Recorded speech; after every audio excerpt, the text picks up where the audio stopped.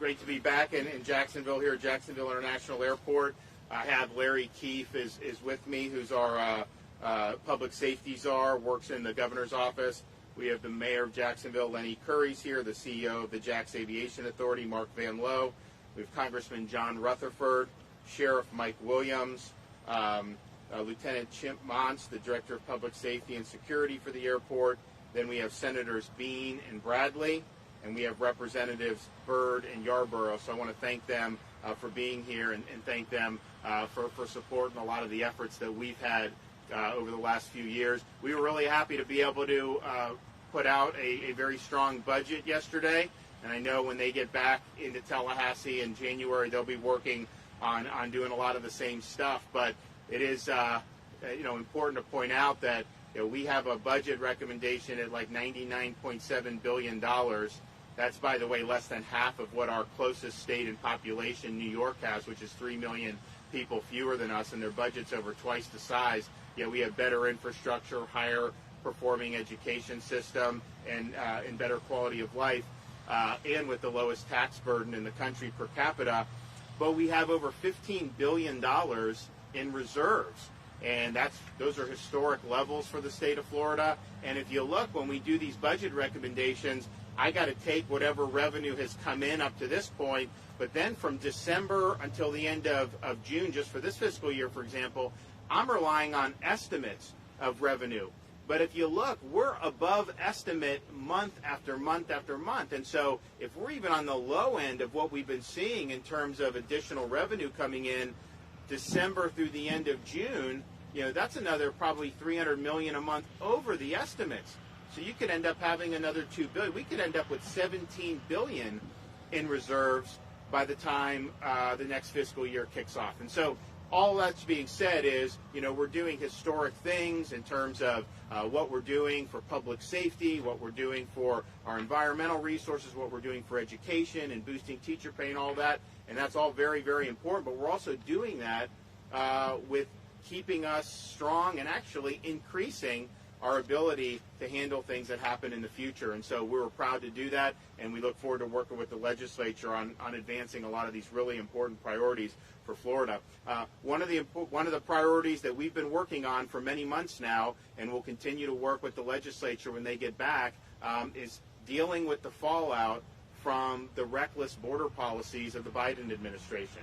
And about 5 months ago, I was asked by the governor of Texas to send some support because of what was happening at the southern border. You're having 200,000 people illegally enter every month. I mean, that's a medium-sized American city every month coming in illegally.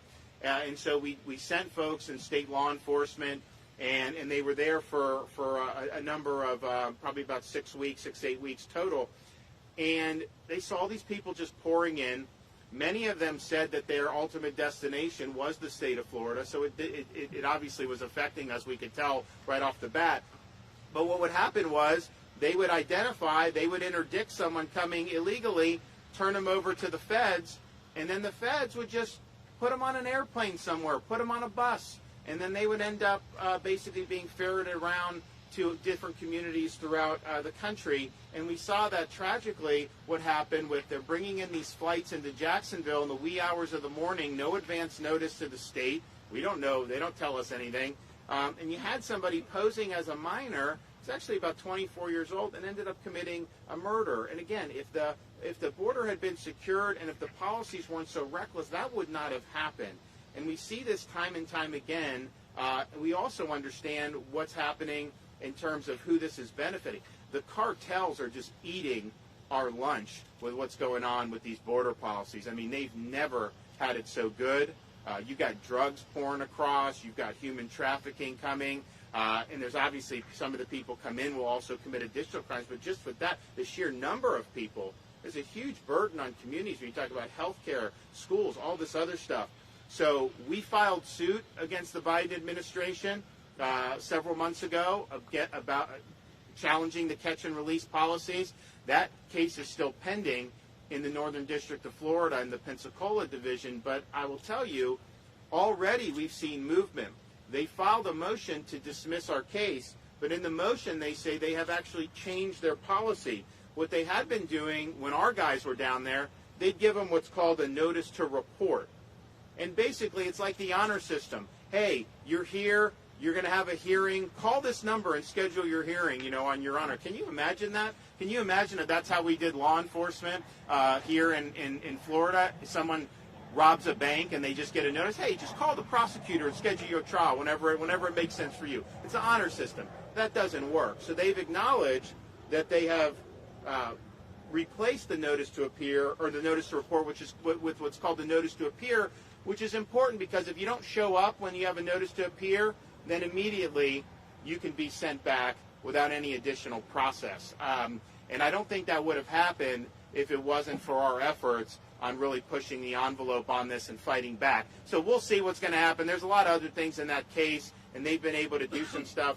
But at a minimum, that's an important victory. But we realize we've got to do more. And so we're going to be proposing a series of legislative reforms that will help strengthen Florida's hand in fighting back against the Biden border crisis and what we've seen happening for almost the last year in terms of what's happening to our country.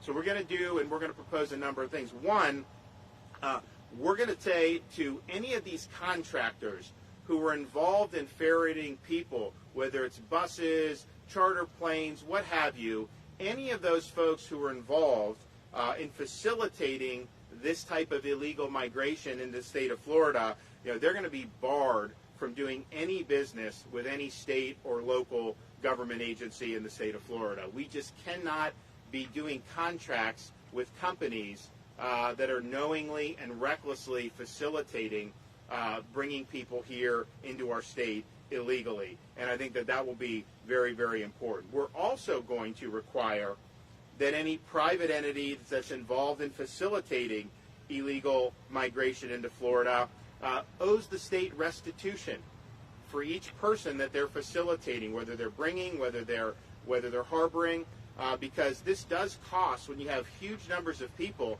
that costs a lot of money for taxpayers in a variety of ways. I mean, just think, anytime you have an altercation with law enforcement, you have criminal cases, you have other issues with drugs, you have just normal things about health care and things that fall under the taxpayer. So every single person will be charged, the entities will have to provide restitution for the state of Florida. Number three, we're also going to strengthen our sanctuary cities law. We're going to make sure that if a local jurisdiction is not assisting state law enforcement in our investigation on whether somebody has been brought here illegally, that constitutes a sanctuary policy. And that makes sense. Now, before, when we did the Sanctuary Cities bill, we were dealing with the prospect of the federal government helping us. For example, when Trump was president, you had a criminal alien in a Florida state penitentiary. They served their sentence. ICE would pick them up, and then they'd send them back. Biden doesn't. They don't really do that. I mean, sometimes they'll do it now because there's been some pressure, but a lot of times they will release these people. That was not happening previously. Now we're in a different situation where we need all entities in Florida helping to fight back against the federal government's ineptitude and inaction. So that'll be important to strengthen. We're also going to strengthen E-Verify enforcement by adding Department of Economic Opportunity as an agency eligible to conduct enforcement. We're going to provide resources. We're going to provide money to be able to do it. What we don't want is incentivizing people to be coming to the state illegally. And we also, in yesterday's budget, I put in $8 million for us to be able to transport people illegally out of the state of Florida. Now, we had mentioned, I said, it's somewhat tongue-in-cheek, but it is true. If you sent to Delaware or Martha's Vineyard or some of these places, that border would be secure the next day. That border would be secure. But instead, they're imposing the results of their policies on states like Florida, who they love to hate or whatever. But we are going to provide that opportunity, and I think that could potentially make a difference. We want to know if somebody is committing criminal activity, if they're arrested, or certainly if they're convicted. We want to know whether they are here illegally. That matters. That matters for adjudicating these policies. It matters for the costs that are imposed on our state. We are going to have the sheriffs participate in the 287G program. Most of them do in the state of Florida, but not all of them do. But it's really, really important that we're all on the same page on this. We're also going to make sure that when people are convicted, that this is reflected on their court records, whether they are here in the country illegally. And this is going to be reported to FDLE, and it's going to be put on a public website. This way people can know, because these guys work hard, Mike and these other folks throughout the Florida, they work really hard to keep the community safe. There's obviously challenges that you have to deal with. But if someone's coming illegally and then they do commit a serious criminal offense, that would not have happened had they just enforced the law and secured the border. And so it's important to know how many of these crimes are easily preventable just by having enforcement of the law. So we're going to know that.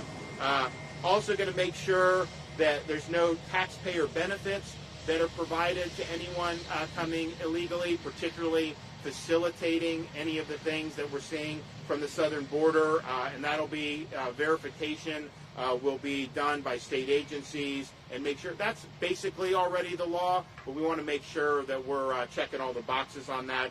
And then finally, they issued today a new emergency rule about the illegal minors that are coming, and they're being sent to these places. And the problem is that it's much more lucrative to take foreigners into these places than it is to help our own kids here in Florida. For example, it's $158 for a foster kid, but it's $500 to $1,400 if someone's illegally here from a foreign country. And we want to make sure that those licenses are going to facilities that are helping people in Florida who need the help, because they do need the help, and we want to make sure we're there for those folks. So all in all, these are a robust series of proposals. I think we're going to get a lot of support in the legislature, but we have a responsibility to stand up for the rule of law.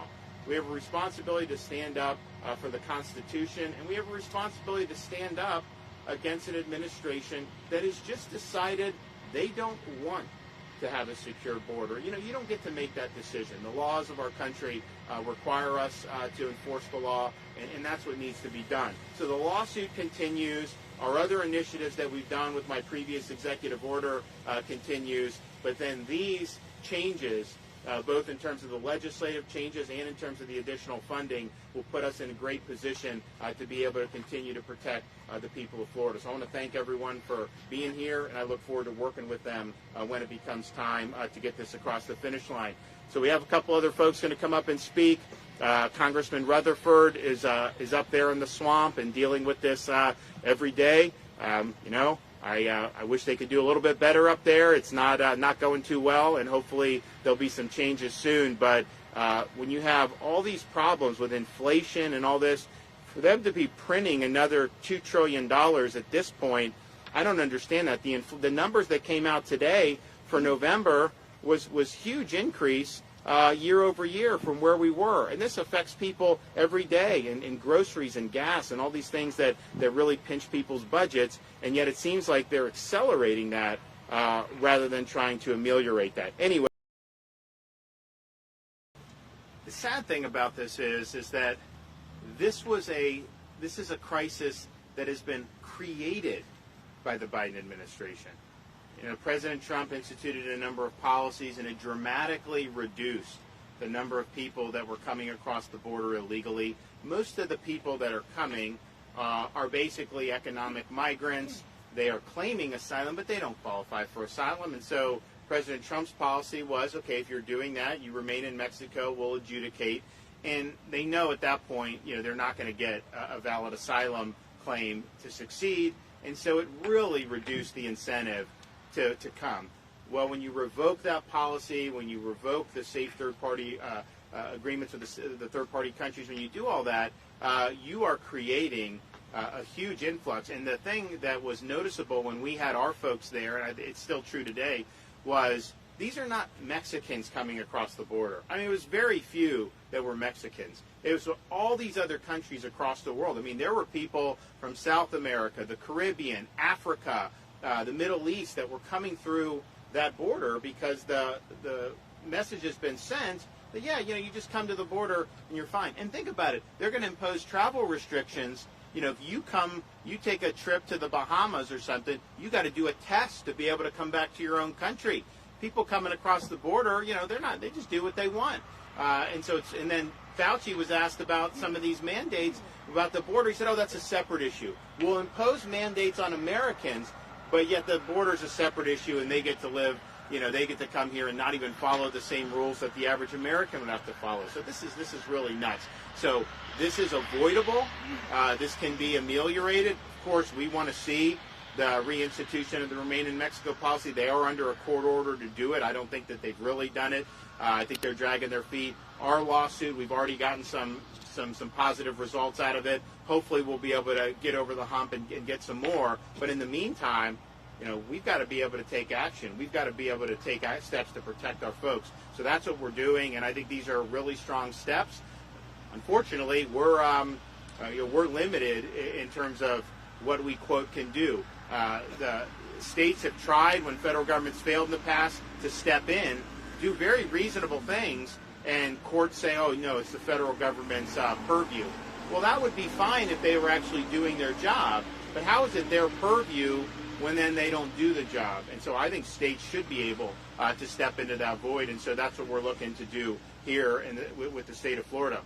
I'd also just like to say, since we're here, the fire station, we were happy in our budget yesterday to really provide strong support for our first responders, including and especially law enforcement. But last year we were able to secure $1,000 bonus payments for every sworn law enforcement, fire rescue, and EMT in the state, and we put it in the budget again, and we want to do it for a second year in a row. So I think that that'll be really meaningful, and it'll be important. And then we were also able to do a lot for state law enforcement. We're doing a 25% pay increase for members of state law enforcement agencies like FHP, FDLE, Fish and Wildlife.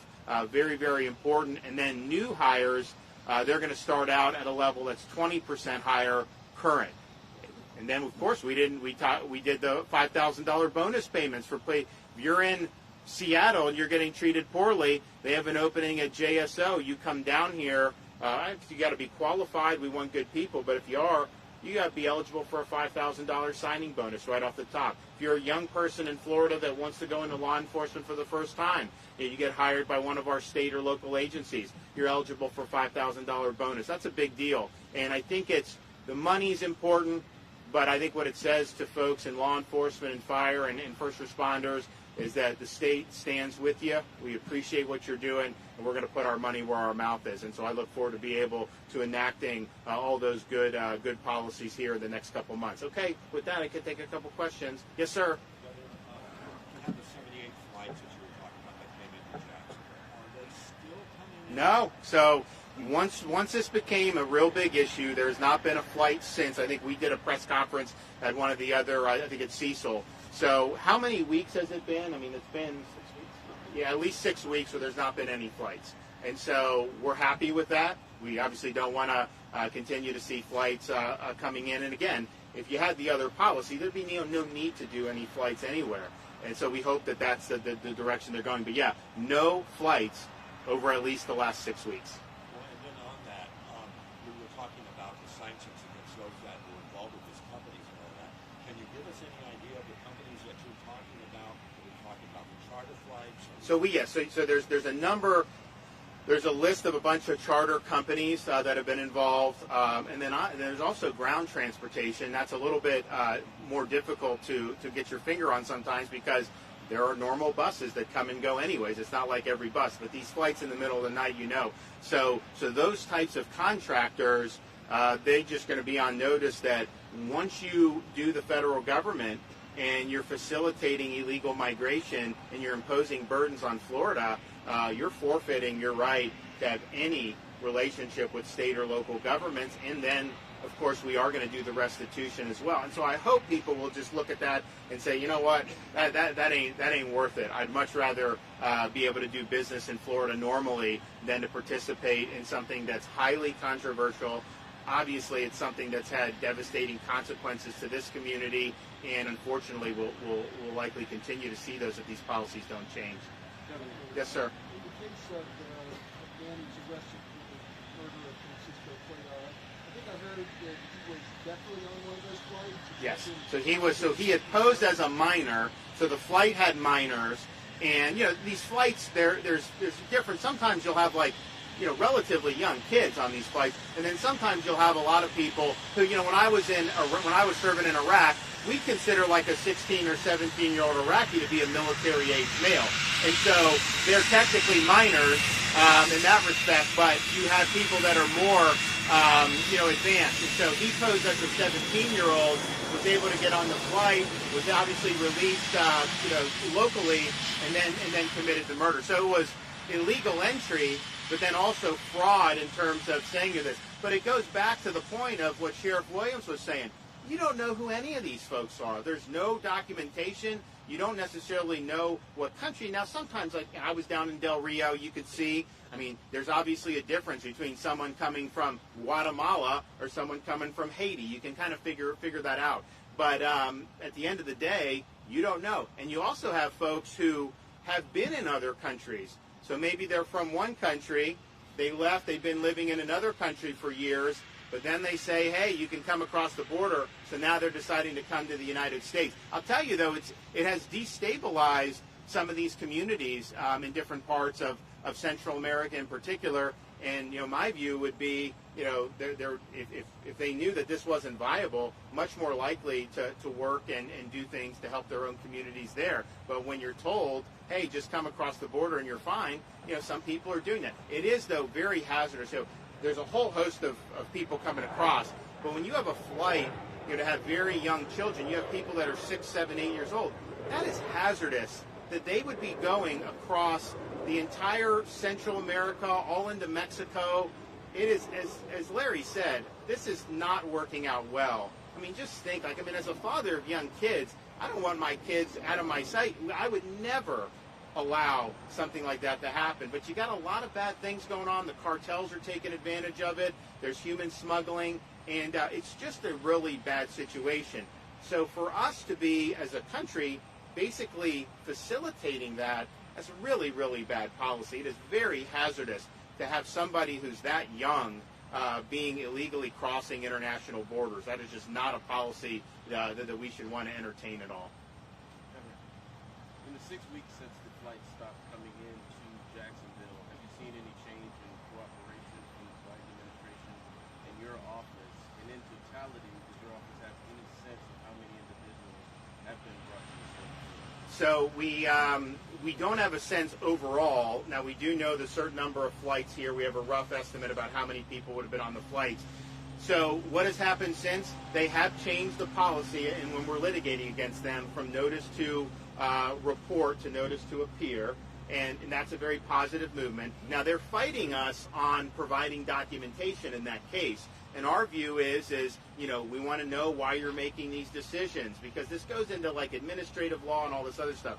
And they've been very, very difficult, would you say, in terms of not providing anything in terms of that type of cooperation. And so in some respects, it's a litigation strategy, because what they're going to say is, well, we don't really even have a policy, so how could the state be suing us on it? So I think they're trying to do a little end run. We hope the court doesn't accept that, because that would create some bad incentives. So we're at loggerheads on that case, and I think we'll continue to be. They're trying to get it dismissed. They did make the important concession, but I think ultimately push is going to have to come to shove on that. I do think having an adverse ruling, which they've already had for Remain in Mexico, that's very, very important, because that's a key to really shut off a lot of what we've seen in terms of the illegal migration across the southern border into Texas. So hopefully we will get more positive results in our lawsuit, and then we can see. But my sense is there's not going to be voluntary reappraisals of what they're doing. If they feel that they may be vulnerable legally, then I think they'd be more interested in maybe doing something.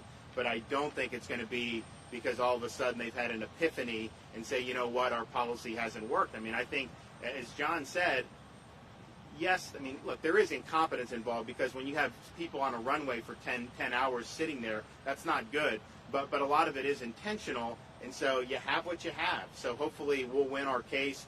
These reforms hopefully will protect Florida will disincentivize folks from wanting to facilitate these policies, and I think everybody will be better off as a result. Okay, thanks so much. Great to be here. Appreciate you guys. Thank you. All right, folks, thank you so much for joining us here at Golden State Times. If you're new to the channel, we encourage you to subscribe by clicking that middle button. Also, check out our previous video by clicking the video on the right, or a video you might enjoy by clicking the video on the left. Also, don't forget to click the thumbs up button and share this video on social media. Peace.